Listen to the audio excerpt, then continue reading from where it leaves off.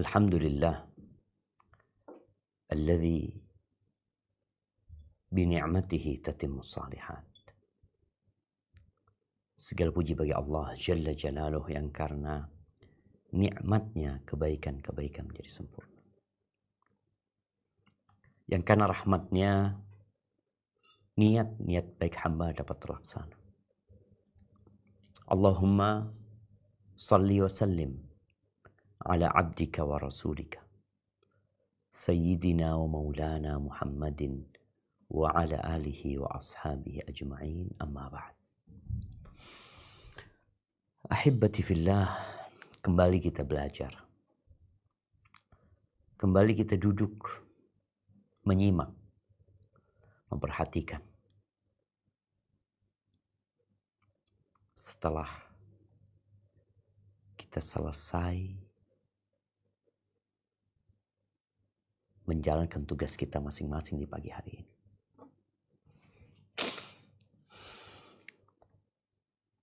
ketika kita hendak berangkat ke satu tempat, maka kita akan mempersiapkan diri tentang yang dibutuhkan dalam perjalanan dan tatkala kita sampai ke tempat tujuan.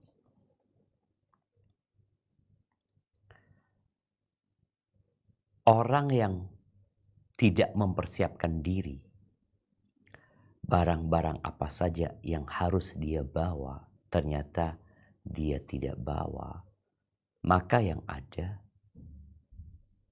penyesalan.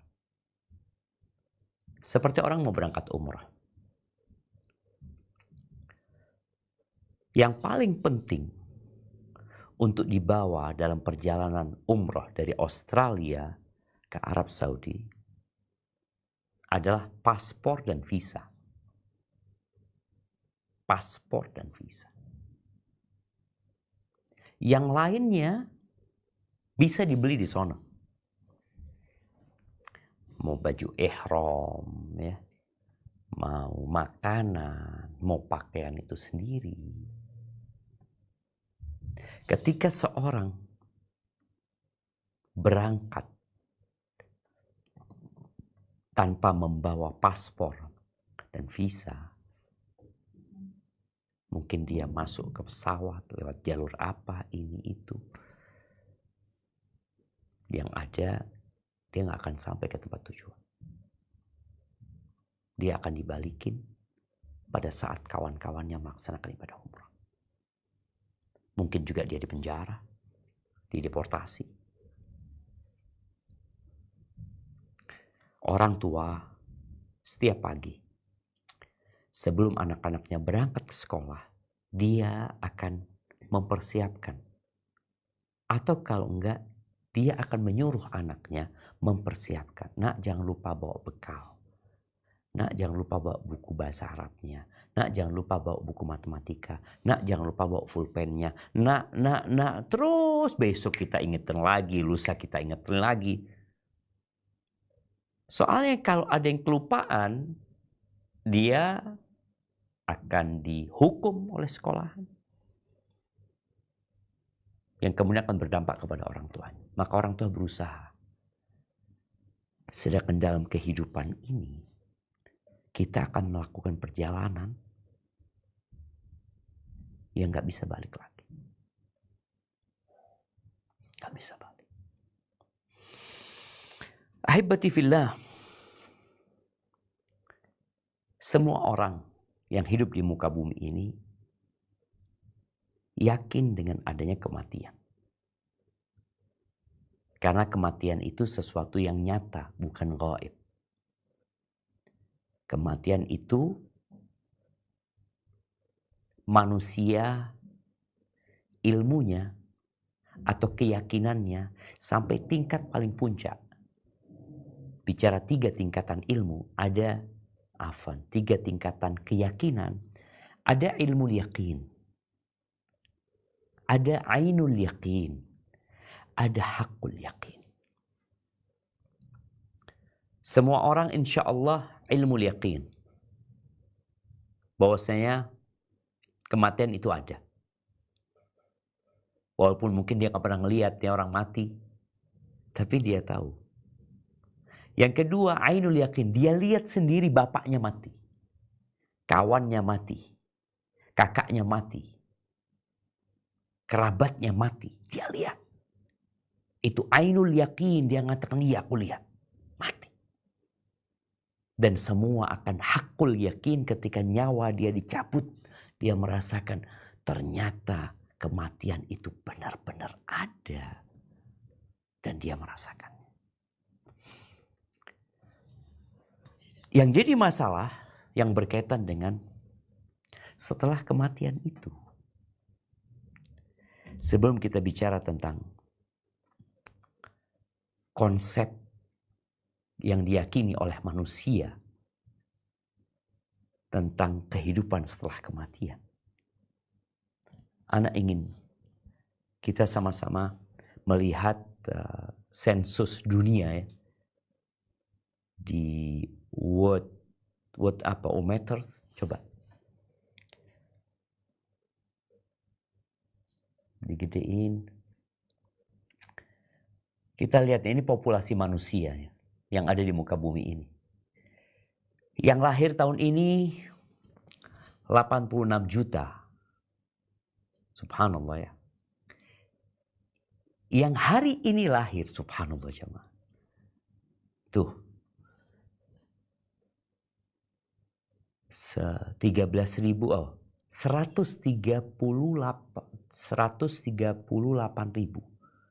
Terus angkanya naik. Yang mati tahun ini 40 ribu, 40 juta, 40 juta tahun ini. Yang hari ini mati 65.290. Allah, antum nggak bisa lihat. Per detik ada orang mati. Kalau hari ini mati 65.000, bisa dicekin Zubair, berarti per menitnya berapa? 65.000 hari ini. Baik, berarti per detik berapa?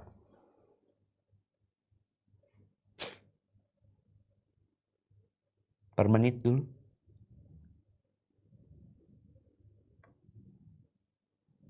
Dapat. Kalkulatornya. Iya. 65.000.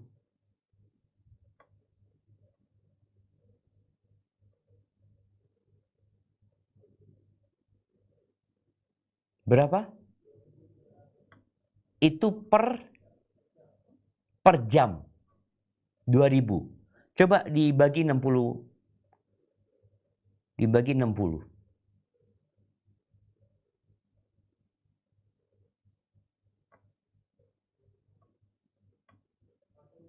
45 orang per menit yang mati.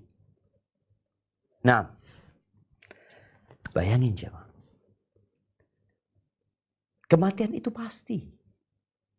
Dan pada saat kita berbicara ini, 1 menit barusan, itu 45 orang sudah mati. Keluarganya sibuk, mempersiapkan pemakamannya.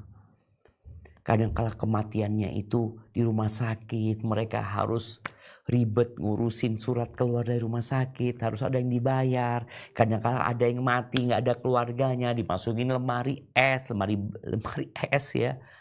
Kadang-kala ini korban pembunuhan yang ditunggu karena nggak tahu keluarganya siapa, kasusnya belum selesai. Ahibati fillah. Apakah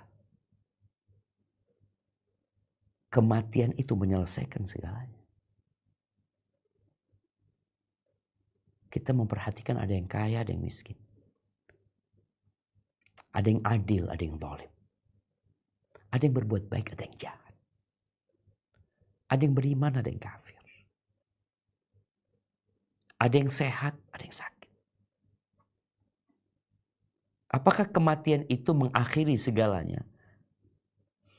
Ya.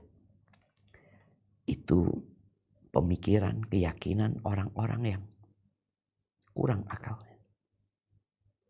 Coba kita buka firman Allah di surat Al-Jathiyah ayat 24.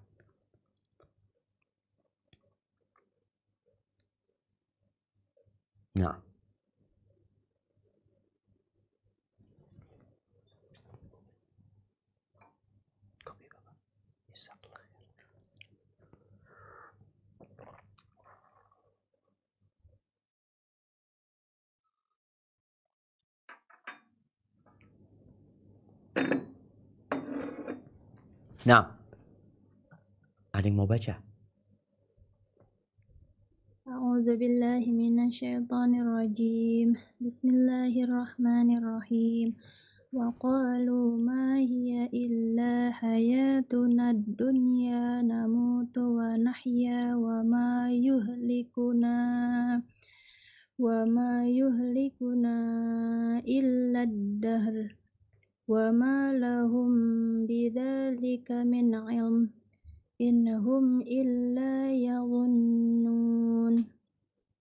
Dan mereka berkata, kehidupan ini tidak lain hanyalah kehidupan di dunia saja. Kita mati dan kita hidup dan tidak ada yang membinasakan kita selain masa. Dan mereka sekali-kali tidak mempunyai pengetahuan tentang itu. Mereka tidak lain hanyalah menduga-duga saja. Iya, mereka berpikir orang itu mati karena waktu. Ya sudah, waktunya mati dia. Dia kan udah tua. Dan mereka tidak percaya dengan adanya kebangkitan. Padahal kita lihat dalam kehidupan ini, bayi mati. Lalu kalau dipikir seharusnya dia nunggu tua baru mati. Ada yang umur 15 tahun mati. Kok udah mati sih? Itu mati umur 65, ini mati umur 15. Gimana ceritanya? Seharusnya kan kalau yang mematikan itu waktu, karena orang sudah tua, sudah sepuh, ya sudah seharusnya nunggu. Ternyata enggak. Ada yang mati dibunuh. Gimana ceritanya? Bagaimana dengan pembunuhnya? Ahibati fillah.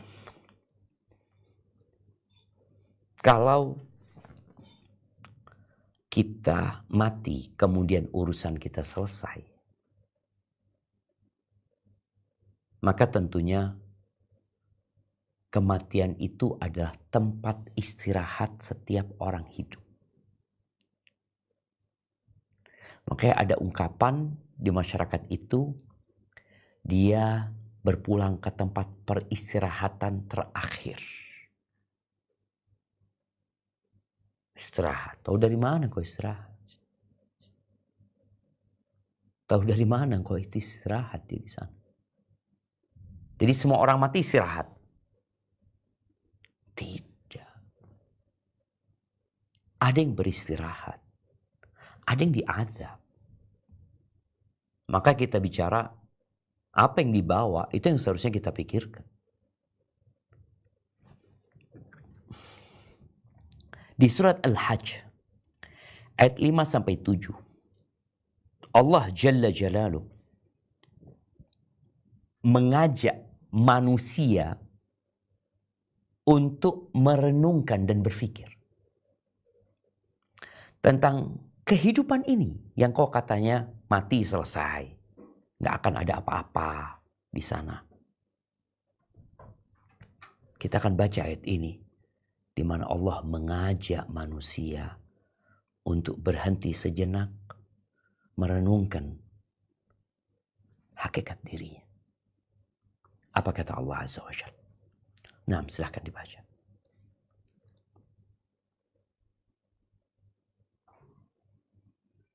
A'udzu billahi minasyaitonir rajim. Ya ayyuhan nasu in kuntum fi raibin minal ba'tsi fa inna khalaqnakum min turabin thumma min nutfatin thumma min 'alaqatin علقة ثم من مضغة مخلقة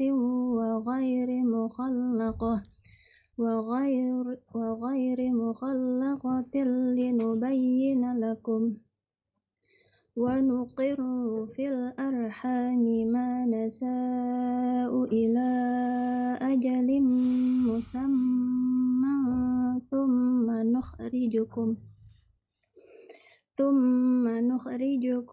طفلا ثم لتبلغوا أشدكم ومنكم من يتوفى ومنكم من يرد إلى أرذل العمر لكي لا يعلم من بعد علم شيئا وترى الأرض هامدة فإذا أنزلنا عليها الماء اهتزت وربت وأنبتت من كل زوج بهيج.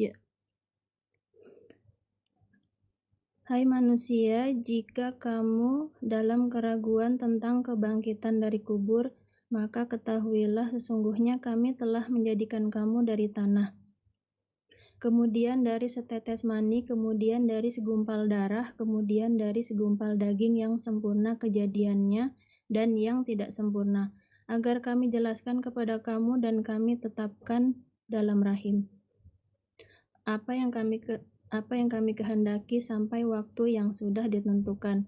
Kemudian kami keluarkan kamu sebagai bayi, kemudian dengan berangsur-angsur kamu sampailah kepada kedewasaan. Dan di antara kamu ada yang diwafatkan dan ada pula di antara kamu yang dipanjangkan umurnya sampai pikun, supaya dia tidak mengetahui lagi sesuatu pun yang dahulunya telah diketahuinya. Dan kamu lihat bumi ini kering, kemudian apabila telah kami turunkan air di atasnya, hiduplah bumi itu dan suburlah dan menumbuhkan berbagai macam tumbuh-tumbuhan yang indah. Dzalika bi anna Allaha huwal haqq wa annahu yuhyil mauta wa annahu ala kulli syai'in qadir. Yang demikian itu karena sesungguhnya Allah dialah yang hak dan sesungguhnya dialah yang menghidupkan segala yang mati dan sesungguhnya Allah Maha Kuasa atas segala sesuatu. Wa anna as-sa'ata atiyatul la raiba fiha wa anna Allaha yab'atsu man fil qubur. Dan sesungguhnya hari kiamat itu pastilah datang, tak ada keraguan padanya, dan bahwasannya Allah membangkitkan semua orang di dalam kubur. Barakallahu fiik. Allah mengingatkan manusia tentang wujud dia. Tentang wujud manusia ini. Dia dari tanah. Dia dulu gak ada. Kemudian dia ada. Kita dapat melihat bagaimana proses itu anak keluar dari perut ibundanya. Sekarang kita bisa mengecek dari bulan pertama, kedua, ketiga, keempat, kelima, sampai lahir. Setelah lahir kita bisa melihat juga itu anak. Tumbuh besar. Ada yang panjang umur, ada yang mati sebelum itu. Ada yang pikun. Ahibati fillah. Allah menghidupkan yang mati. Allah itu Maha Kuasa atas segala sesuatu. Dan kiamat itu pasti terjadi. Dalam kehidupan ini manusia punya angan-angan dan cita-cita. Ada yang bercita-cita jadi presiden. Atau dia nggak cita-cita jadi presiden. Dia didorong untuk jadi presiden. Baik. Sampai jadi presiden. Ada yang jadi gubernur, kepingin jadi gubernur. Ada yang ingin jadi menteri. Ada yang ingin jadi dokter. Ada yang ingin jadi pilot. Macam-macam lah kita lihat profesi di muka bumi ini. Jabatan dan kedudukan. Kemudian harta benda yang dicari oleh manusia. dalam kehidupan ini. Ketika dia sampai puncak dari cita-cita dia, pertanyaannya, akan kemana dia? Akan pergi, meninggalkan dunia ini selama-lamanya. Bagaimana dengan jabatan dia? Dia bawa? Enggak. Harta dibawa? Enggak. Terus apa yang dia bawa? Kita tatkala melihat orang mati, kita semua tahu apa yang dia bawa. Ketika dia orang yang kaya raya, akan dilucuti dari segala harta yang ada di tubuhnya. Dia dimandikan. Ya, kalau muslim kita tahu dia akan dikafani. Tapi kalau orang-orang kafir mungkin macam-macam lah cara mereka. Ada yang dibakar. Kita lihat dibakar itu mayat. Dijadikan debu atau abu oleh keluarganya sendiri. Ada yang dibiarkan diawetkan jadi mumi. Tapi selesai kehidupan dia. Apa yang dia bawa? Rasulullah sallallahu alaihi wasallam mengatakan yatba'ul mayyit thalatha. Di hadis riwayatkan Imam Bukhari dan Muslim. Yang mengikuti mayit ke kuburannya itu 3. Fayarji'u ithnani wa yabqa ma'ahu wahid. Yang 2 pulang ke rumah. Yang 1 itu yang nemenin dia. Yang dibawa dia cuma 1.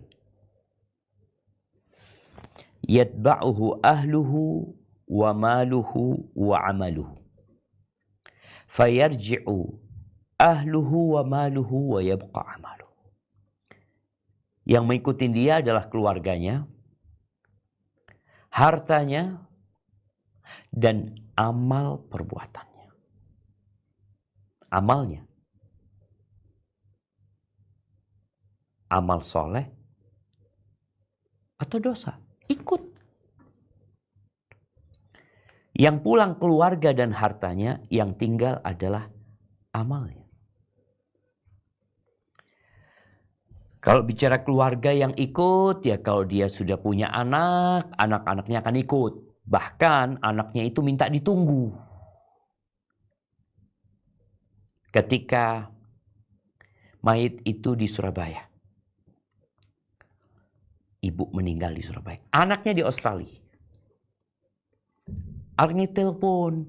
Jangan dimakamin dulu ya. Aku mau datang. Terbang nih. Dari Sydney. Sampai ke Surabaya. Ikut dia ke kuburan. Ikut. Dari Australia itu jauh. Berangkat. Nemenin emaknya ke kuburan. Habis gitu pulang lah.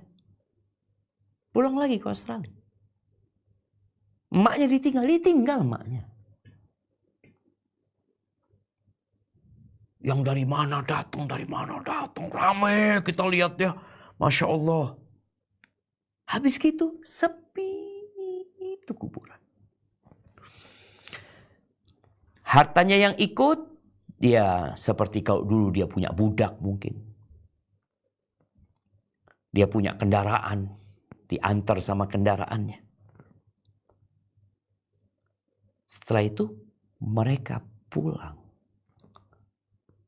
Itu yang kaya raya, yang punya budak. Atau yang punya nama. Habis gitu tinggal amalannya. Di hadis Bara bin Azib radhiyallahu anhu, ketika menceritakan pertanyaan di kuburan, dia akan ditanya man rabbuk, man nabiyuk, ma dinuk. Lalu akan datang setelah selesai dari menjawab pertanyaan dan dia sukses. Wa ya'tihi rajulun hasanul wajhi, hasanul thiyabi, hasanul rih. Datang seseorang yang wajahnya indah, bajunya bagus, aromanya wangi. Lalu orang ini mengatakan, abshir billadhi yasurru. Ada kabar gembira buat engkau yang menyenangkan dirimu. Ini yang mati. Tanya, man anta? Man anta? Siapa kamu? Aku gak pernah lihat kamu. Keluarga bukan, kawan bukan. Baru pertama kelihatan orang kayak kamu. Tapi ngelihat wajahnya menyenangkan. Pakaiannya bagus. Aromanya wangi. Fayaqul, ana amaluka saleh. Aku amal solehmu. Sedangkan kalau ini orang yang tidak beriman, pendosa, akan datang seorang yang wajahnya menjijikkan. Pakaiannya jelek. Aromanya busuk. Lalu dia mengatakan, abshir billadhi yasu'uk. Ada kabar buat engkau. Kabar yang membuatmu susah dan menderita. Tanya, ini datang-datang ngasih kabar duka, ngasih kabar buruk. Engkau siapa, kata dia. Wajahmu jelek, pakaianmu buruk, baumu busuk. Tahu-tahu datang ngasih kabar yang tidak menyenangkan. Apa kata orang? Ana amalukal khabith. Aku perbuatan dosamu. Aku amalmu. Ahibati fillah. Cerita apa yang akan kita bawa? Ya tinggal amal. Di dalam hadis yang diriwayatkan Ibnu Hibban dan Tabrani serta Al-Hakim dari Abu Hurairah radhiyallahu anhu, bahwa Rasul sallallahu alaihi wasallam menceritakan nih, innal mayyit idza wudi'a fi qabrihi innahu yasma' khafqa ni'alim hina yuwalluna mudbirin. Sesungguhnya mayit itu ketika ditaruh di dalam kuburnya, dia itu mendengar suara sandal orang-orang yang pulang meninggalkan dia. Fa in kana mu'minan, nih kalau dia orang yang beriman, kanatis shalah 'inda ra'sihi. Ibadah salat itu akan berada di kepalanya. Ingat, ibadah salat ada di kepalanya. Salat engkau bawa. Salat yang selama ini dikerjakan sehari 5 waktu. Engkau capek tetap salat. Engkau lelah salat. Sakit salat. Nggak ada air, salat. Di rumah sakit, salat. Di pesawat, salat. Di kereta, salat. Dimanapun kau berada, engkau harus salat tuh. Inna salata kanat alal mu'mini kitaban mawquta. Ini salat akan datang menemanimu di kepala. Berhenti dari kepala. Maka tolong perbaiki sholat. Itu yang kau akan bawa. Di dunia kita nggak dapat apa-apa ya. Kita sholat nggak dapat apa-apa. Dari sisi harta, kedudukan. Emangnya orang sholat jadi pejabat? Orang sholat jadi kaya? Enggak. Malah kita ngeliat orang yang rajin sholatnya kadang-kadang miskin dia. Malah orang yang nggak pernah sholat jadi kaya raya. Orang yang nggak pernah sholat jadi pejabat. Tapi jabatannya ditinggal. Pasti ditinggal. Bahkan hidup pun turun dari jabatannya. Nggak menunggu mati dia. Lagi mati.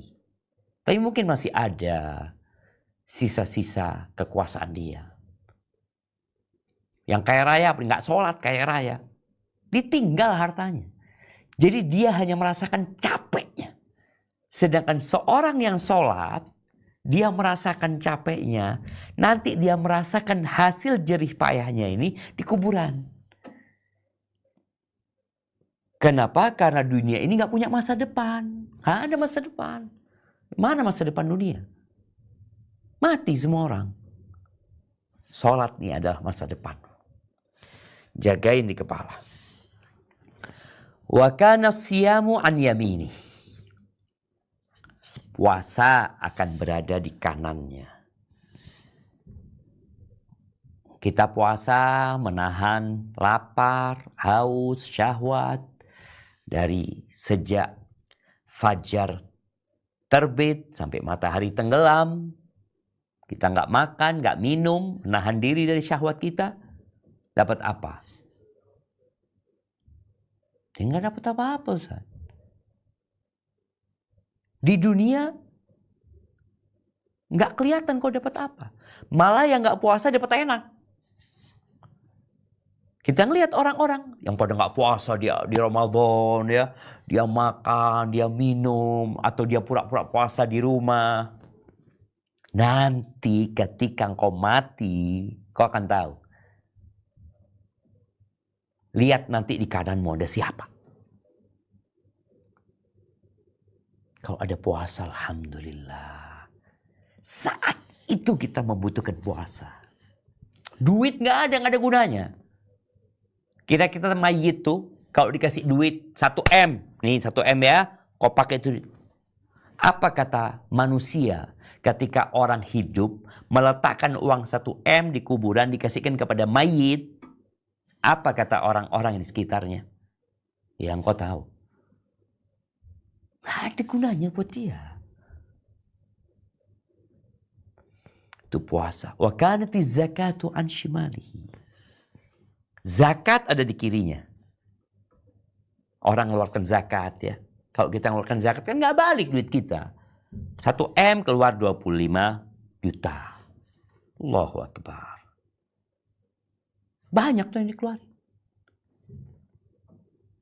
Hilang. Enggak. Nanti ketemu tuh. 25 juta tuh ketemu. Di mana? Kuburan.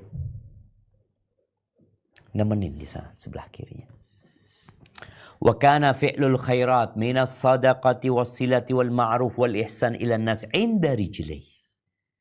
Semua amal kebajikan dia. Sedekah dia yang di luar zakat, yang suka bantu orang ya. Menolong orang lain, memberi makan fakir miskin. Itu ternyata ada di kakinya. Sholat di kepala, di kanan puasa, zakat di kiri, di kaki, ini semua amal kebajikan dia yang berkaitan dengan berbuat baik sama manusia. Jagain di sana. Menemani engkau. Rumahmu? Oh udah ditinggal lah. Coba kita itu kadang-kala ya, kalau melihat dari atas, kalau naik pesawat atau dari video drone, kita akan lihat ya perumahan bagus-bagus, besar-besar, kemudian kelihatan kuburan kecil-kecil ya, yang nggak ada orang di sana, nggak ada keramaian di situ. Di dalamnya itu ada keramaian. Fayu'ta min qibali ra'sih, maka didatengin dari arah kepalanya. Maka sholat akan mengatakan maqi bali madkhal, nggak bisa engkau masuk dari arahku. Ini orang sholat nih. Aku jagain dia. Tsumma yu'ta an yaminih, datang dari arah kanannya, puasa pasang badan. Bukan uangnya. Bukan bodyguardnya, bukan satpam, bukan security, puasanya. Didatengin dari arah kiri, zakatnya pasang badan. Orang ini rajin ngeluarin zakat. Full zakatnya, aman. Ditangi dari kakinya, semua amal-amal kebajikan dia ngatakan lu, dia ini rajin sodakoh lu. Dia berbuat baik sama orang, suka membantu orang lain. Gak bisa engkau masuk dari sini. Maka kemudian mulai proses penyidikan. Pertanyaan-pertanyaan ditanyakan. Ijlis, lalu dia duduk. Ketika dia duduk, Di alam barzakh sana, Allah gambarkan seakan-akan matahari mau terbenam. Faqal, dia ditanya nih, ara'aituka hadha alladhi kana qablakum ma taqulu fihi wa ma tashhadu alaih. Ditanya tentang Nabi. Ketika ditanya, da'uni hatta usalli. Biarkan aku mau sholat dulu. Aku mau sholat dulu. Kata dia, tenang, bentar lagi mau sholat. Jawab dulu pertanyaannya. Kemudian dia mulai menjawab pertanyaannya satu persatu. Dan dia berhasil menjawab itu. Thumma yuftah lahu babun min abwabil jannah. Dibukakan pintu dari pintu surga. Dibuka tuh. Orang di luar keluarganya nangis. Keluarganya sedih. Atau keluarganya bagi waris. Dia di situ bawa amal. Dibukakan pintu surga.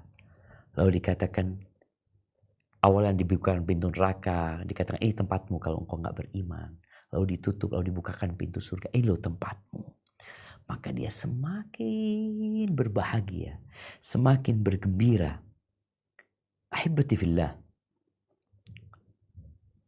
Lalu ruhnya diperkenankan untuk masuk ke surga di dalam rongga burung.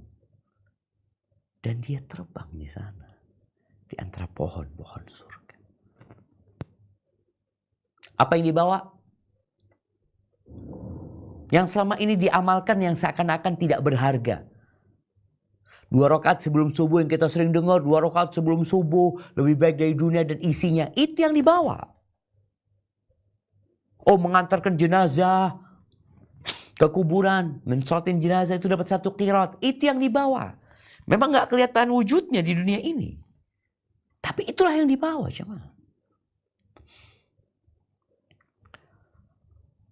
Adapun orang-orang yang tidak beriman, orang-orang yang ahli maksiat, ya udah. Dia didatengin dari semua arah, ya selesai. Gak ada apa-apa di situ.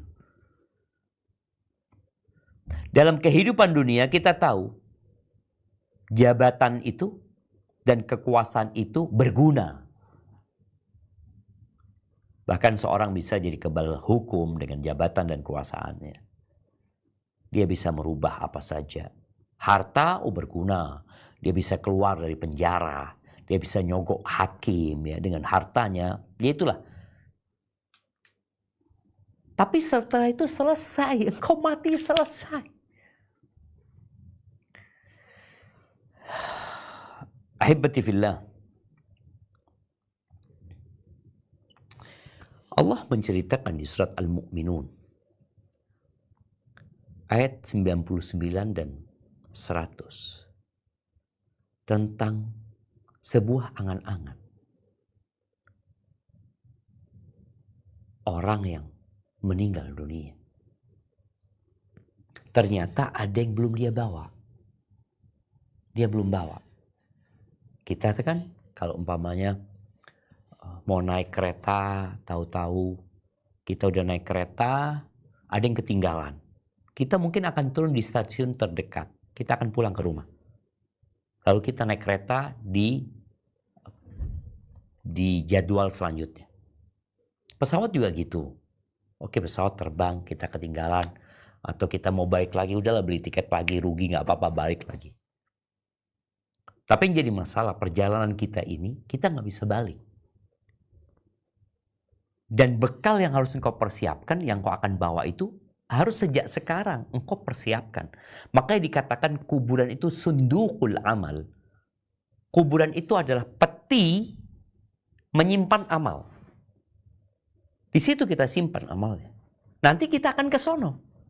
Dan sudah ada di sono nungguin kita. Ketika ternyata engkau belum kirim ke sana, engkau juga nggak bawa itu, engkau sampai sana kosong.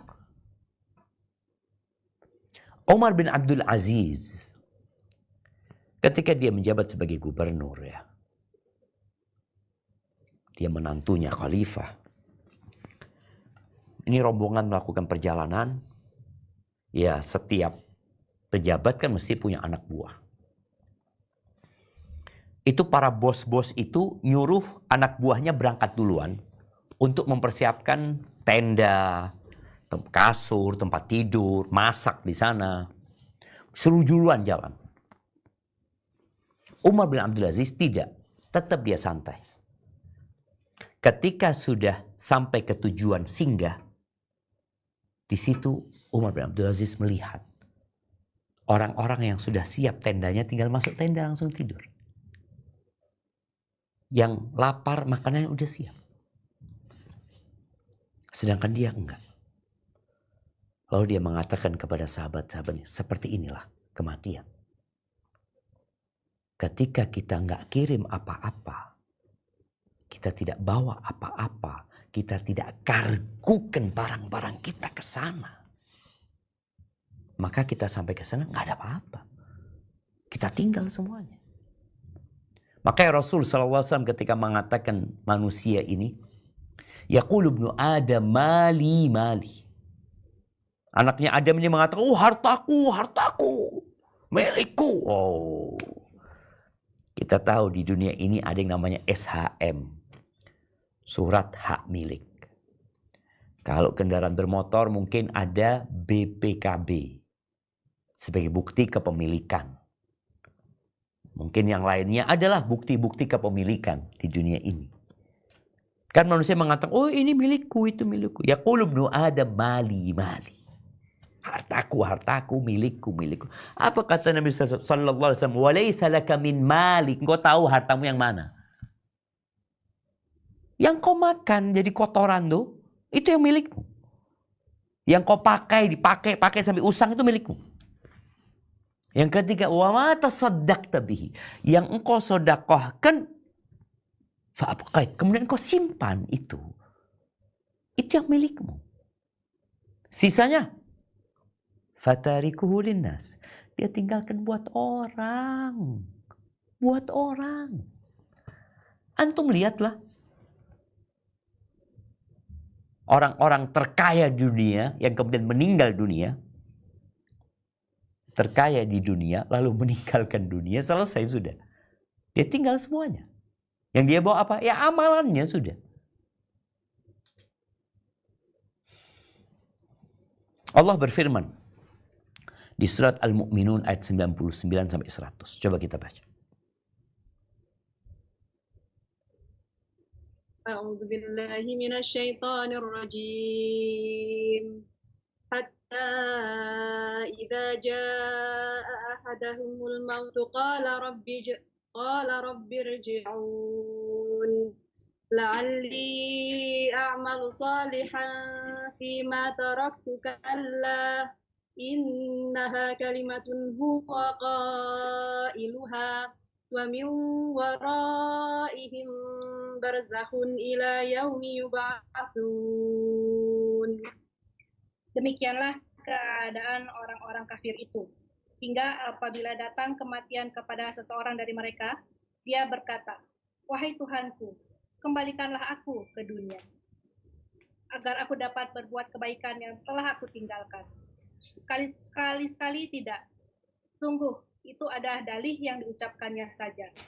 Dan di hadapan mereka ada barzakh, sampai pada hari mereka dibangkitkan.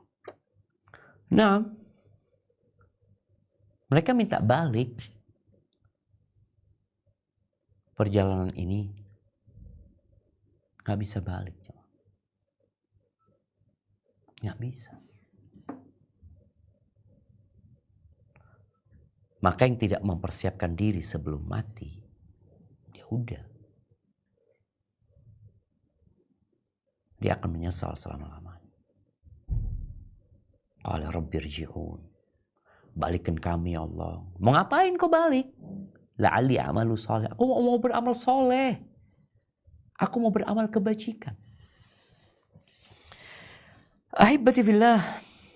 Di surat Az-Zumar ayat 58. Apa kata Allah Azza wa Jalla? Nah. أو تقول حين ترى العذاب لو أن لي كرة فأكون من المحسنين. Atau agar jangan ada yang berkata ketika melihat azab, sekiranya aku dapat kembali ke dunia, tentu aku termasuk orang-orang yang berbuat baik. Nah, angan-angan, keinginan itu Allah udah ceritakan. Allah udah bocorkan kepada kita agar kita tidak seperti mereka. Tapi yang jadi masalah memang dunia ini benar-benar menggoda. Iya. Allah mengatakan, ya ayuhan nas inna wa'dallahi haq. Fala taghurrannakumul hayatud dunya. Wala yaghurrannakum billahil gharur. Wahai umat manusia, sesungguhnya janji Allah itu hak. Benar janji Allah. Maka kalian jangan tertipu dengan kehidupan dunia. Jangan tertipu.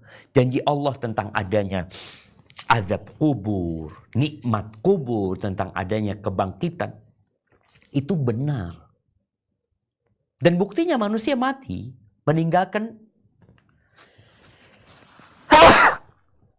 Alhamdulillah. Yahdikumullah yuslih balakum. Meninggalkan segalanya.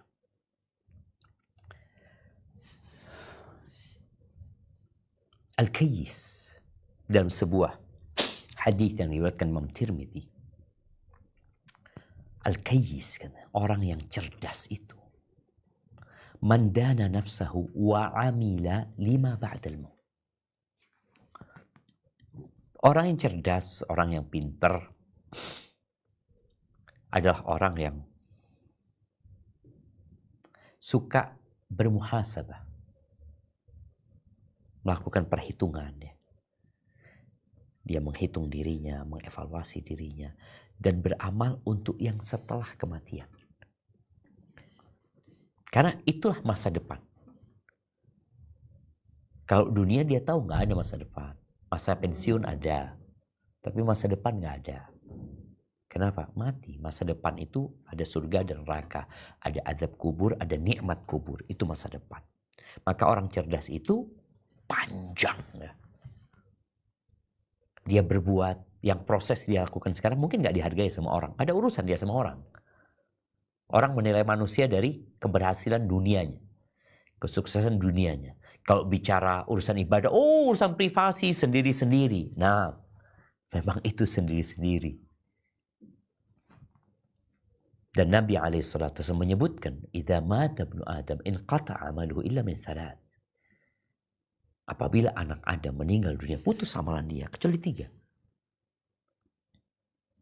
Artinya dia sudah mati, namun ternyata ada amalan yang bisa bersambung dari yang dia tinggalkan.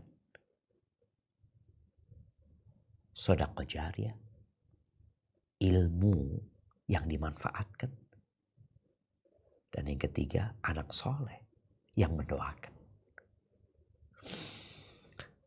Ahibati fillah, di surat Al-Haqqah ayat 25 sampai 35. Allah menceritakan salah satu jenis manusia yang akan menyesal. Yang dia menyebutkan tentang berbagai fasilitas dunia yang pernah dia dapatkan. Ternyata nggak ada gunanya di sana. Nggak dibawa. Nggak dibawa. Tasnya nggak dibawa. Jamnya nggak dibawa.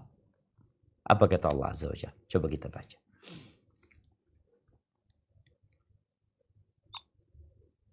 Wa amma man utiya kitabahu bishimalihi fayaqulu ya laitani lam uta kitabiyah. Dan adapun orang yang kitabnya diberikan di tangan kirinya, maka dia berkata, alangkah baiknya jika kitabku ini tidak diberikan kepadaku. Walam adri ma hisabiyah. Sehingga aku tidak mengetahui bagaimana perhitunganku. Ya laitaha kanatil qadiyah. Wahai kiranya kematian itulah yang menyudahi segala sesuatu. Ma aghna anni maliyah. Hartaku sama sekali tidak berguna bagiku. هلك عني سلطانية Kekuasaanku telah hilang dariku. خذوه فغلوه Allah berfirman, tangkaplah dia, lalu belenggulah tangannya ke lehernya. ثم الجحيم صلوه Kemudian masukkanlah dia ke dalam api neraka yang menyala-nyala. ثم في سلسلة ذرعها 70 ذراعا فاسلكوه Kemudian belitlah dia dengan rantai yang panjangnya 70 hasta. إنه كان لا يؤمن بالله العظيم Sesungguhnya dialah orang yang tidak beriman kepada Allah yang Maha Besar. ولا يحض على طعام المسكين Dan juga dia tidak mendorong orang lain untuk memberi makan orang miskin. فليس له اليوم هاهنا حميم Maka pada hari ini di sini tidak ada seorang teman pun baginya. Tambah satu ayat lagi. Nah, ولا طعام إلا من غسلين Dan tidak ada makanan baginya kecuali dari darah dan nanah. barakallahu fiik. Naam, ahibbati fillah. Manusia akan mengatakan bahwa ternyata hartanya nggak berguna kecuali yang dia amalkan. Makanya pernah ada seorang yang kaya raya yang dia nggak terlalu kaya sih, tapi orang itu berpikir akan ada kehidupan setelah kematian. Kematian tidak menyelesaikan segala-galanya. Nikmat yang Allah berikan seharusnya dimanfaatkan untuk persiapan dia. Anda mungkin pernah ceritakan bahwa dia ketika beli baju selalu dua. Satu dia pakai, satu dia sedekahkan. Uang belanja dia dua. Dia belanja buat keluarganya, dia berikan kepada lembaga, yayasan. Bahkan ketika dia beli mobil dua juga. Dia pakai, yang satunya dia sedekahkan. Kenapa? Karena dia yakin bahwa akan ada kehidupan setelah kematian. Sedangkan orang yang tidak beriman, dia pikir mati selesai. Enggak lah. Allah tidak menciptakan kita sia-sia. Ada surga dan neraka. Ya, hidup itu pilihan. Faman syaa falyu'min wa man syaa falyakfur. Yang mau beriman ya monggo, yang mau kafir silahkan. Semua ada konsekuensinya masing-masing. Tapi harapannya kita semua mempersiapkan bawaan kita. Maka usahakan ya, Ana sering ngomong sama keluarga Ana. Kalau dapat baju, tolong yang lama dikeluarin. Dapat barang apa, keluarinlah yang lama. Kenapa? Yang kita keluarkan itu insya Allah yang akan mendampingi kita. Yang akan menjadi amal soleh kita. Jangan nunggu mati lalu mengatakan, ya Allah aku kepingin balik, aku ingin sedekah. Selesai, gak bisa. Barakallahu fiik. Itu mungkin yang dapat kita kaji kesempatan kali ini. Semoga Allah mematikan kita husnul khatimah dan menerima amal-amal soleh kita serta mengampuni dosa-dosa kita. Baik, kita masuk ke sesi tanya jawab. Anda kembalikan ke teman-teman. Tafadhali.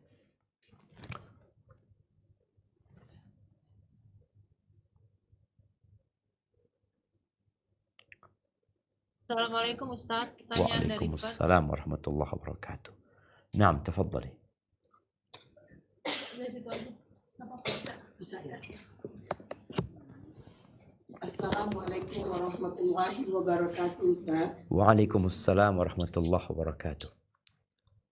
Pertanyaannya, di padang mahsyar nanti, perbuatan yang baik buku kita akan terima dari sebelah kanan. Dan buku yang orang-orang kafir, maksudnya orang-orang mukmin, orang-orang yang Islam mukmin menerima dari sebelah kanan, dan orang-orang kafir akan menerima dari sebelah kiri. Lalu orang-orang Islam melakukan sholat, tapi juga melakukan maksiat, Ustaz. Misalnya minum kamar atau pergi naik klub, kayak begitu. Jadi orang yang ketiga ini, dia menerima bukunya dari mana ya Ustaz ya? Nah, barakallahu fiik. Iya, ahibati fillah. Kalau kita melihat di hari akhir itu, ada dua tempat. Surga dan neraka. Surga itu disediakan untuk orang-orang yang bertakwa. Neraka itu disiapkan untuk orang-orang kafir. Bagaimana dengan orang mukmin yang tidak bertakwa, tapi dia juga nggak kafir? Dia akan masuk surga. Tapi harus dibersihkan dahulu. Boleh jadi dia masuk neraka dahulu. Disinilah orang-orang yang mendapatkan kitab dengan tangan kirinya yang nanti sesuai dengan amalannya. Ketika orang ini adalah orang mukmin yang banyak dosanya, tadi dikatakan melakukan dosa-dosa besar, dan dia tidak mengindahkan perintah Allah, dia akan terima dari tangan kirinya. Rasul SAW menjelaskan, barang siapa yang mendapatkan kitab dengan tangan kirinya, yang Allah sebutkan di surat Al-Insyiqaq ya, wa amma man utiya kitabahu wara'a dhahri fasawfa yad'u thubura wa yasla sa'ira. Orang yang mendapatkan kitab dengan tangan kirinya, ini nanti sesuai dengan amal perbuatan dia tentunya, maka dia akan masuk neraka. Tapi masuk nerakanya ini, ada yang masuk neraka selama-lamanya, ada yang masuk neraka tidak selama-lamanya. Siapa? Tadi orang yang beriman. Jadi kondisi orang beriman itu pada akhirnya akan masuk surga. Selama dia tidak melakukan kesyirikan. Dan ini sebuah kabar gembira ya. Sebuah kabar gembira buat orang-orang yang beriman. Sebagaimana pertanyaan di kuburan. Pertanyaan di kuburan itu ada yang bisa jawab, ada yang tidak bisa jawab. Makanya orang mukmin itu yang bertakwa kepada Allah, ada yang masuk surga tanpa hisab, tanpa adab. Tanpa hisab, tanpa adab. Ada yang masuk surga dengan adab. Tapi pada akhirnya masuk surga. Jadi ketika orang-orang yang ahli maksiat, yang sesuai dengan kemaksiatan dia, maka disitulah Allah akan berikan kitab sesuai dengan perbuatannya. Ketika lebih banyak amal solehnya, maka dia akan dapat dengan tangan kanannya. Ketika lebih banyak keburukannya, boleh jadi dia akan dapat dengan tangan kirinya. Di situ dia menyesal. Tapi tidak seperti penyesalan orang-orang kafir. Namun tetap dia menyesal karena dosa-dosa dia. Seperti itu, wallahu a'lam bishawab. Nah.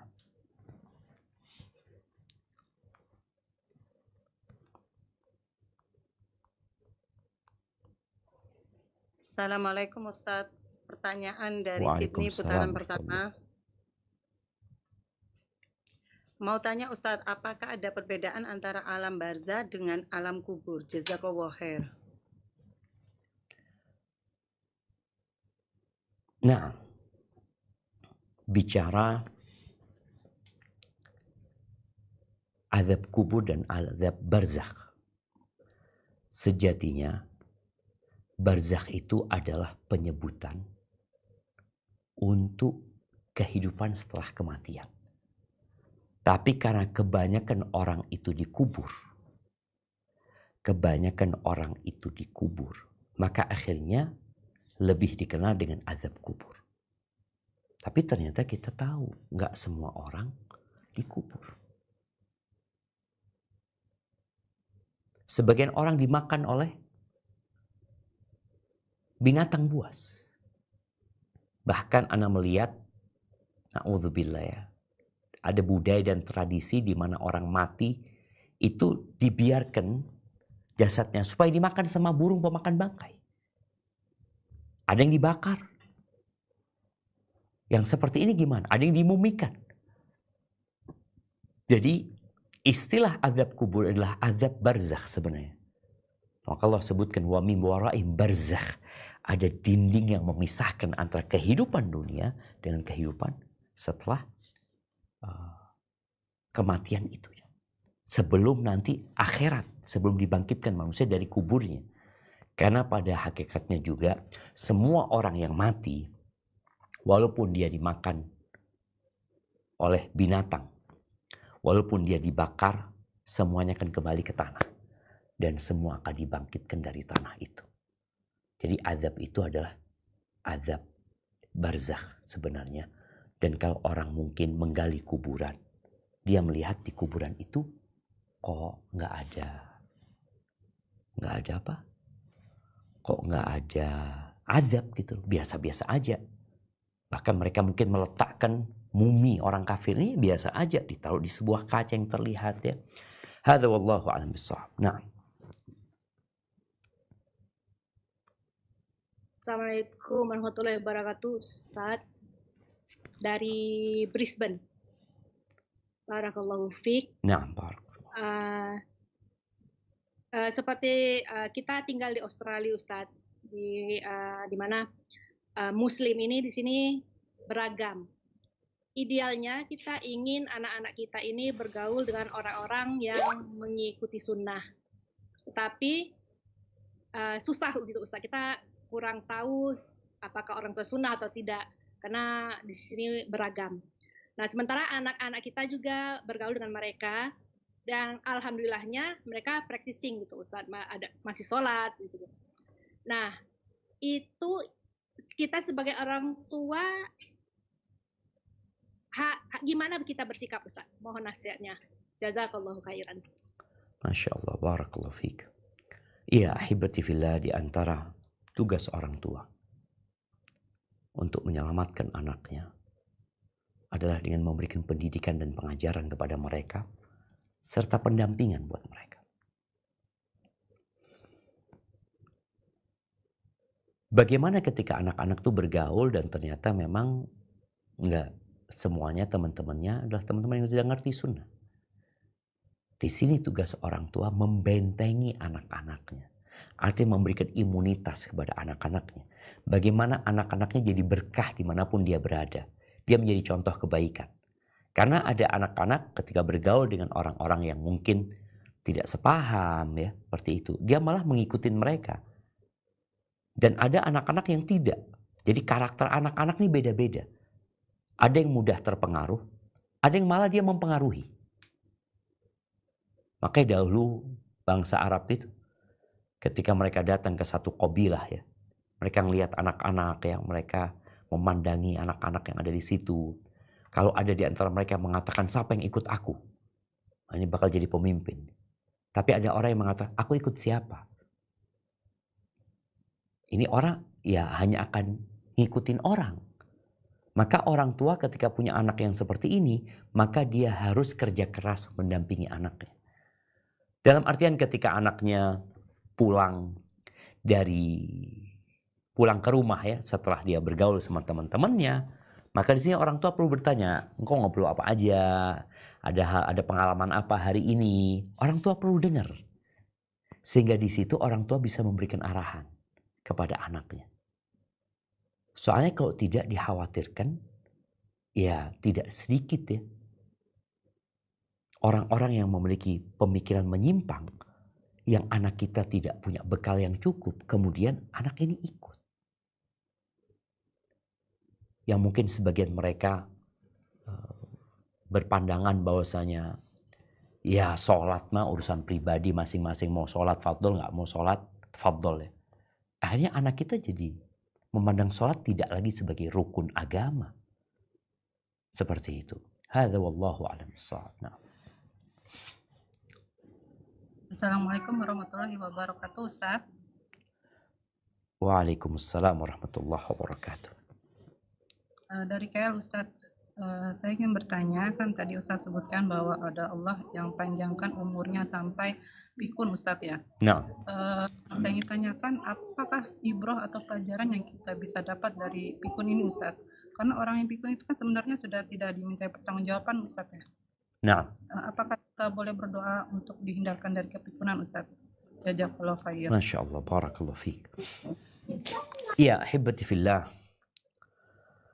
Kondisi pikun adalah kondisi yang menakutkan. Kondisi yang memprihatinkan. Kondisi di mana seorang yang bukan anak kecil lagi, tapi kembali seperti anak kecil. Yang sejatinya ini ujian untuk yang hidup dan ujian untuk yang mendampingi orang tersebut. Ketika bayi yang tidak tahu apa-apa, ya mudah bagi kita karena kita berharap dia nanti akan besar. Ini kondisi normal. Tapi kondisi pikun itu kondisi dari yang normal kemudian menjadi tidak normal. Bagaimana keluarganya kerepotan, bagaimana orang ini sejatinya tadi udah gak wajib sholat karena memang akalnya sudah gak ada sama dia. Yaitu ujian buat keluarganya yang mendampingi dan buat dia yang hidup juga. Apakah kita boleh meminta perlindungan kepada Allah dari kepikunan ini? Naam. Bahkan Nabi menyuruh.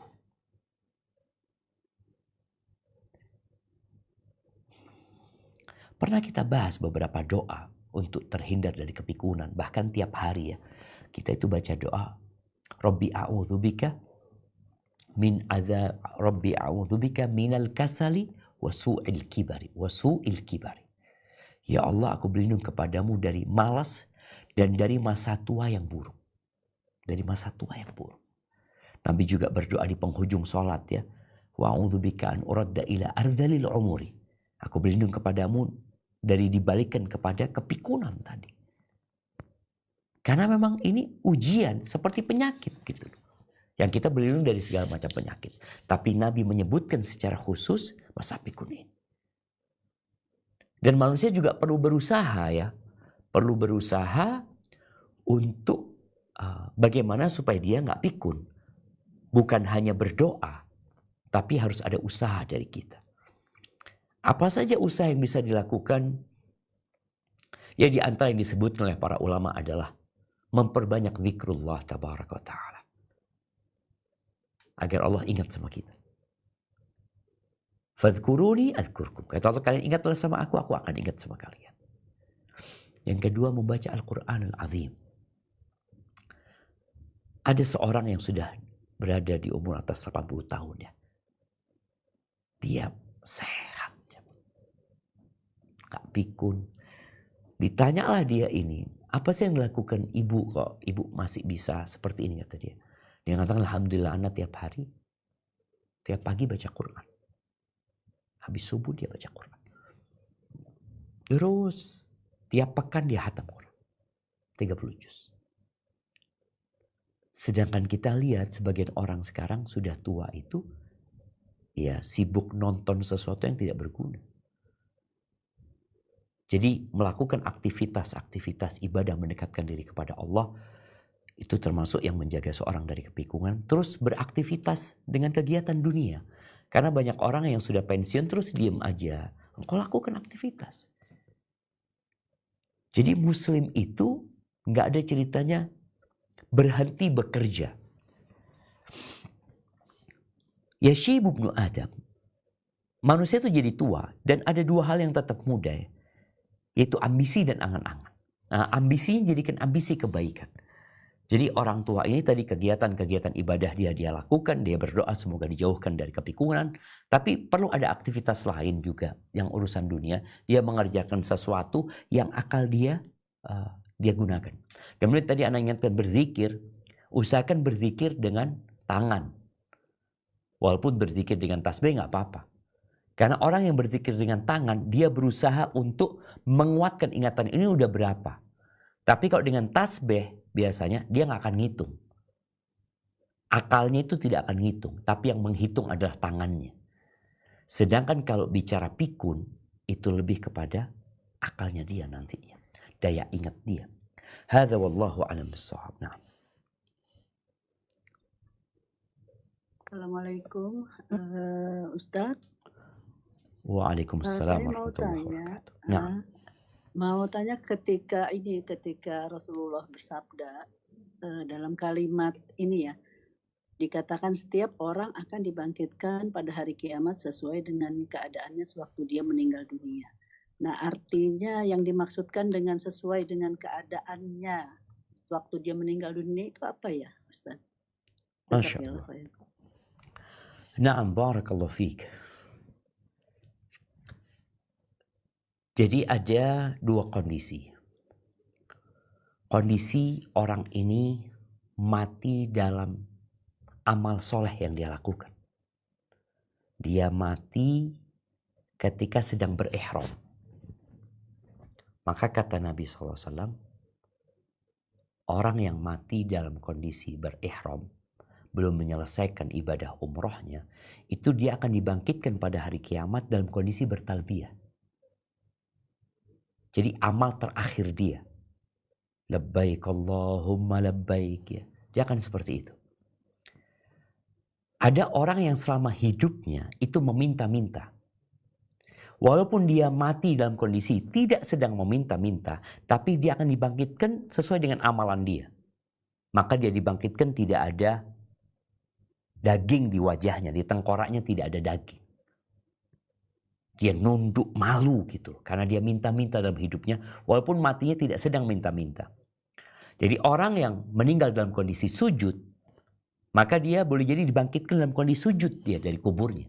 Kemudian dia berangkat menuju kepada Allah Azza wa Jalla. Tapi ada orang yang mati biasa-biasa aja gitu. Dia mati dalam kondisi tidur umpamanya, maka disesuaikan dengan amal dia dalam kehidupan dia. Tidak harus dengan amal ketika dia matinya. Tapi ada kondisi-kondisi di mana ketika dia mati dalam kondisi beribadah, dia akan dibangkitkan dalam kondisi ibadah tersebut. Orang-orang yang sombong dalam kehidupan dunianya, dia akan dibangkitkan dalam wujud manusia yang sekecil semut. Kemudian dia ketakutan melihat orang-orang melewatin dia. Orang yang ketika mati, dia belum menyelesaikan pengkhianatan dia terhadap harta negara umpamanya. Seperti orang yang Nabi ceritakan nanti pada hari kiamat ada orang yang bangkit dari kuburnya. Itu bawa kambing yang mengembik. Ada yang bawa onta. Jadi benar-benar amal yang dia lakukan itu sesuai dengan itulah dia akan dibangkitkan pada hari kiamat. Di mana Nabi SAW menceritakan potongan-potongan kejadian di padang mahsyar itu. Hadza wallahu a'lam bissawab. Assalamualaikum Ustadz, pertanyaan putaran kedua dari Bert. Tafadhal. Nauzubillah min dzalik, siksa kubur itu sampai berapa lama ya Ustadz? Barakallahu fiik. Barakallahu fiik. Naam, ahibati fillah. Kalau bicara siksa kubur itu sampai berapa lama, maka semua bergantung dengan amalannya. Fir'aun, Allah menceritakan bahwasanya an-naru yu'raduna alaihim uduwan wa asyiya. Neraka itu mereka ditampakkan ke neraka pagi dan petang sampai kiamat. Jadi kondisi orang-orang kafir boleh jadi sampai kiamat mereka. Sedangkan orang yang bermaksiat, maka boleh jadi dia akan diazab sesuai dengan kadar kemaksiatannya. Memang seperti itu. Rasulullah SAW pernah melewatin kuburan. Yang kemudian beliau mengambil pelepah kurma. Dibelah itu pelepah kurma. Satu ditancapkan di kuburan A, satu di kuburan B. Lalu Nabi menceritakan, semoga diringankan azab buat mereka selama dahan kurma itu basah. Jadi boleh jadi orang ini diringankan atau diberhentikan azab kubur itu karena doa-doa anak yang soleh. didoakan untuk diampuni. Jadi doa diangkat menuju kepada Allah, siksa diberikan, kemudian jadi berhenti siksanya. Karena udah selesai. Impas dengan hukuman yang sudah diberikan, atau karena doa orang-orang soleh atau anaknya yang soleh. Jadi intinya semua itu tergantung amalannya. Dan Allah itu maha adil. Allah tidak akan memberikan azab melebihi dari dosa yang dia kerjakan tentunya. Makanya ada orang yang banyak dosanya, yang kemudian dia di dunia sudah dibersihkan dengan musibah-musibah dia, karena musibah ini menghapuskan dosa juga, tapi boleh jadi belum cukup. Baru di kuburan nanti disiksa lagi. Dan boleh jadi nanti di padang mahsyar udah selesai, udah dibersihkan ketika dia dikuburnya. Tapi ada yang azabnya ditunda. Di dunia dia nggak dikasih azab. Dibiarin dia dengan dosa-dosa dia. Azabnya dikumpulin di kuburan sampai nanti kiamat dibangkitkan. Di padang mahsyar pun kemudian dia mendapatkan azab di sana sampai masuk neraka. Jadi kullun biqadri amalih. Untuk kehidupan setelah kematian itu sesuai dengan amalannya. Dan kuburan itu adalah tempat persinggahan pertama menuju ke akhirat. Jadi di mana semua aktivitas di alam kubur itu sesuai dengan amalannya. Ada orang yang punya banyak amal soleh, yang kemudian dia dapat nikmat di kuburan, kemudian nikmat itu bertambah. Karena kan ada amalan dia mungkin bikin sumur ya, yang ternyata sumurnya ini terus dipakai oleh manusia, dari sana dia bikin sumur lagi dengan uang yang dia wakafkan. Jadi kehidupan di sana kehidupan yang menyenangkan sekali atau menyedihkan sekali. Hadza wallahu a'lam bissawab. Nah. Barakallahu fiik Ustaz dari Canberra. Tafadhalina. Oke. Pertanyaannya Ustaz, demi mencegah keretakan dalam rumah tangga, bolehkah istri atau suami tutup mata, mulut, dan telinga melihat kelakuan pasangannya itu? Mereka pura-pura tidak tahu karena setiap diberi dinasihati atau diingatkan pasti ada pertengkaran atau kekerasan dalam rumah tangga. Ia memasrahkan urusan pasangan itu pada Allah karena tugasnya hanya taat saja kepada suami atau pasangannya. Jazakallah khairan. Naam ahibati fillah. At-taghaful. Menutup mata, menutup telinga, pura-pura nggak ngelihat, pura-pura nggak dengar. Atas kesalahan-kesalahan remeh. Atas kesalahan-kesalahan yang kesalahan itu ya kepada pasangan. Ini merupakan akhlak yang mulia. Baik gitu. Tapi kalau urusannya dengan hukum-hukum Allah Subhanahu wa taala, makanya kata Aisyah radhiyallahu anha, Nabi itu nggak pernah marah karena dirinya. Nabi itu marah kalau sudah urusannya hukum Allah Azza wa Jalla. Maka di sini dalam kehidupan rumah tangga perlu dilihat mana yang hak Allah, mana yang hak pribadi dia. Kalau urusannya kesalahan pasangan hidup dengan pribadi dia, ya udah maafin, selesailah. Dia minta ini nggak dikasih sama suaminya lebih mementingkan kesenangan dia, kesenangan istri, abaikan. Tapi kalau sudah urusannya hukum-hukum Allah yang dilanggar, maka nggak boleh didiamkan, nggak boleh pura-pura nggak ngelihat. Kita disuruh mengingkari kemungkaran. Nah, mengingkari kemungkaran ini ada tahapan-tahapannya. Tahapan yang pertama adalah merubah kemungkaran dengan tangan. Ini tentunya buat yang punya kuasa. Yang tidak mampu dengan tangan, maka dengan lisannya. Yang tidak mampu dengan lisannya, maka dengan hatinya. Mengingkari kemungkaran tersebut. Yang akhirnya jatuhnya tadi, udahlah, Anda udah usaha, Anda udah sampaikan. Tapi sebagai pasangan hidup, terkadang kita merasa sudah selesai menyampaikan.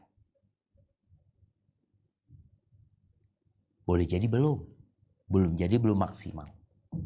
Jadi nasihat ana seperti yang Allah sampaikan kepada Nabi SAW. Wahjurhum hajron jamila. Ada kondisi-kondisi kita udah kasih nasihat nggak didengar, ya udah engkau mundur. Tapi nanti cari waktu lagi. Mungkin kemarin aku salah menyampaikan, mungkin adabnya kurang ya. Jadi menyampaikan itu adalah tugas kita, tapi kita merubah nggak bisa. Itu Allah Azza wa Jalla. Kalau tadi dikatakan ketika menyampaikan Ustaz jadi keributan dalam rumah tangga. Engkau lihat. Allah mengatakan fadzakir inna fa'atid dzikr. Berikan peringatan ketika peringatan berguna. Dan boleh jadi ketika kita emosi ngasih peringatan nggak berguna. Kondisi suami juga nggak manfaat. Dia dikasih nasihat pada waktu itu. Cari waktu lain, cari waktu yang tepat. Udah kasih nasihat dia nggak mau, cari waktu mungkin berapa pekan lagi kita kasih nasihat lagi. Rasulullah SAW memberikan nasihat kepada pamannya sampai beliau mau mati. Artinya ketika ada momen beliau datang lagi ngasih nasihat. Tapi bukan berarti beliau sibuk sama pamannya aja. Beliau sibuk dengan umat. Tapi dengar pamannya sakit keras, Nabi datang SAW untuk memberikan nasihat.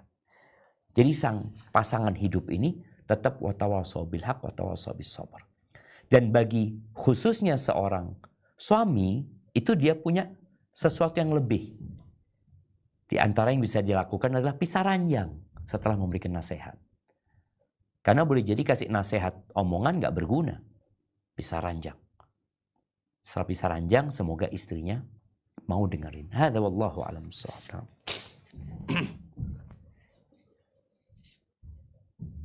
Assalamualaikum Ustadz, putaran kedua dari Sydney. Barakallahu fiik. Ada perkataan dari Ibnu Athaillah, jika engkau disibukkan dengan manusia, maka Allah akan menghinakan engkau.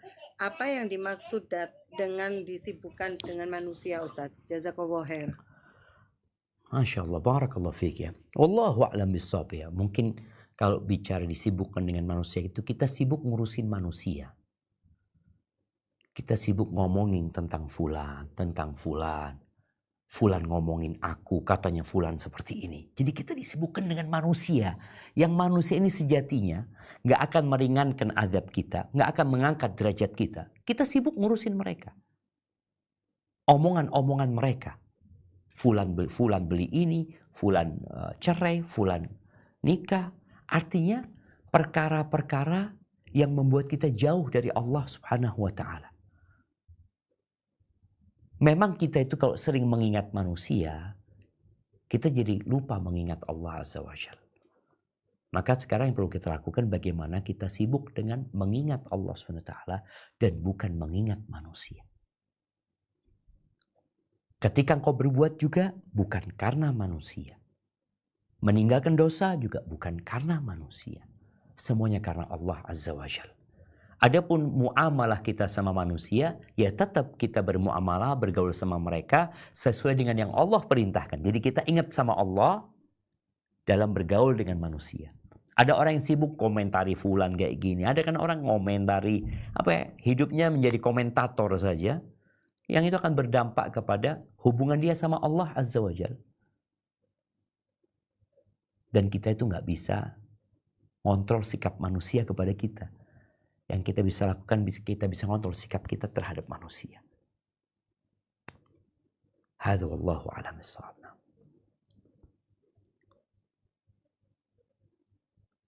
Assalamualaikum Ustadz dari Brisbane, barakallahu fiik. Di sini ada kejadian Ustadz, seorang gadis yang baik-baik tetapi meninggal karena bunuh diri. Ketika dimakamkan, si tanah tidak cukup dan terus digali-gali, tetap badannya tidak bisa masuk ke dalam kubur. Pertanyaannya adalah, apa arti dari peristiwa itu dan bagaimana cara kita menyingkapinya? Jazakallahu khairan. Barakallahu fiik ya. Kita pernah mendengar istilah bumi menolak, ditolak sama bumi. Boleh jadi Allah menampakkan tanda-tanda kebesarannya yang dapat dilihat oleh manusia. Pernah dulu ada sahabat Nabi, ada seorang Nasrani yang kemudian dia masuk Islam, kemudian dia menjadi penulis wahyu, lalu dia murtad. Dia bergabung sama orang-orang kafir dalam satu peperangan. Kemudian dia meninggal dunia. Ketika meninggal dunia, mereka kuburkan. Sudah dikubur. Paginya keluar lagi jelasannya. Kata mereka ini kerjaannya sahabatnya Muhammad SAW. Besoknya digali lebih dalam lagi. Keluar lagi ke tanah. Sampai 3 kali. Setelah 3 kali mereka ngelihat enggak ini.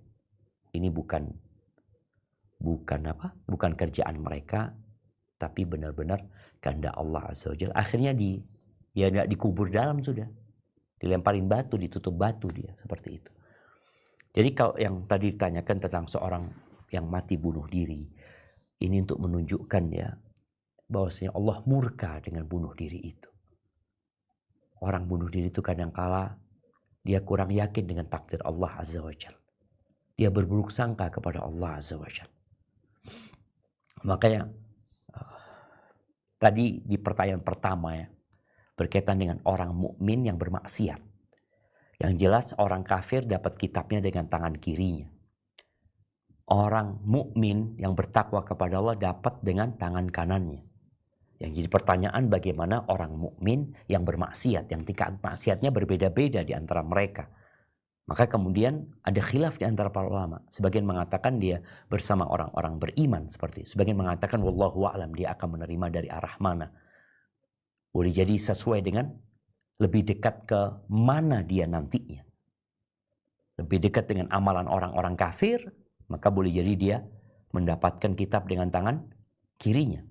Walaupun yang masyhur, orang yang beriman, yang masyhur di kalangan ulama akan dapat dengan tangan kanannya, walaupun dia berbuat maksiat. Tapi kejadian yang tadi disebutkan, orang itu beriman, kemudian dia ditolak sama bumi, yang secara hukum asalnya ya kita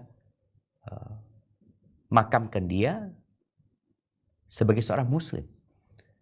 Namun kita nggak tahu apakah benar dia mati muslim atau tidak. Boleh jadi ketika sebelum dia mati, dia marah sama Allah, dia memperolok-olok Allah dan nggak percaya sama Allah. Boleh jadi kita nggak tahu jemaah.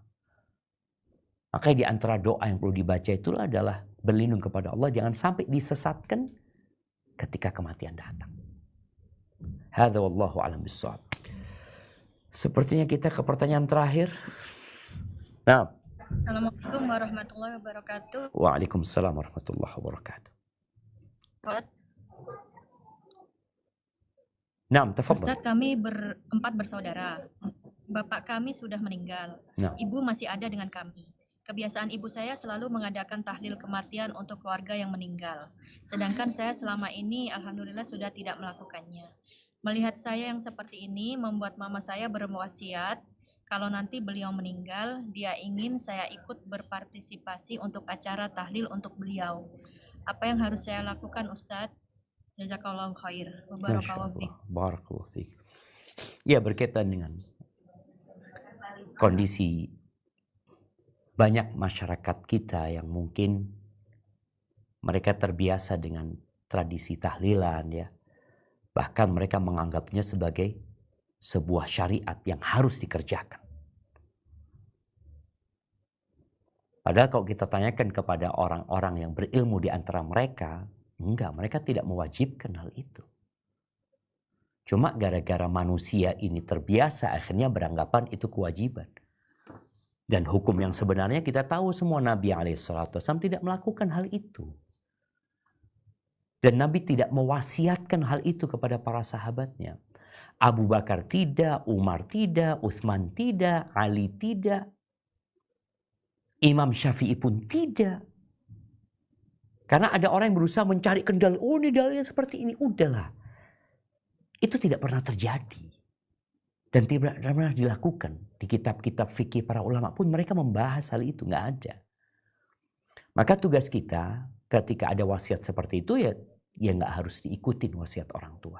Orang tua itu sebenarnya dia berpikir kalau dia nggak ditahlilin, dia akan bermasalah di kuburan nanti. Dia butuh gitu loh. Yang dibutuhkan orang tua adalah doa. Dan engkau sebagai seorang anak, sampaikan kepada keluargamu, aku tidak akan pernah berhenti mendoakan ibu. Bukan di malam pertama, bukan di kedua, bukan di ketiga, keempat, ketujuh, ke-40, ke-1000. Tapi sepanjang aku hidup, aku akan berdoa buat orang tua aku. Itu yang seharusnya dilakukan hamba. Jadi ada wasiat-wasiat yang tidak harus dilakukan. Hanya bagaimana kita memberikan pemahaman kepada masyarakat, kepada keluarga kita dengan cara yang baik ya. Tatkala mereka tetap mengadakan itu ya sudah, kita sudah menyampaikan. Jadi kalau bicara tujuan, insya Allah mereka tujuannya baik sih untuk mendoakan yang meninggal dunia. Tapi kalau kita memandang kepada syariat, Nabi SAW tidak mencontohkan hal itu dan para sahabat serta imam yang 4 pun tidak mengamalkan hal itu. Hadza wallahu a'lam bishawab. Ana mohon maaf nggak bisa sampai selesai bersama yang lainnya. Tapi semoga kita mempersiapkan diri apa yang hendak kita bawa jemaah.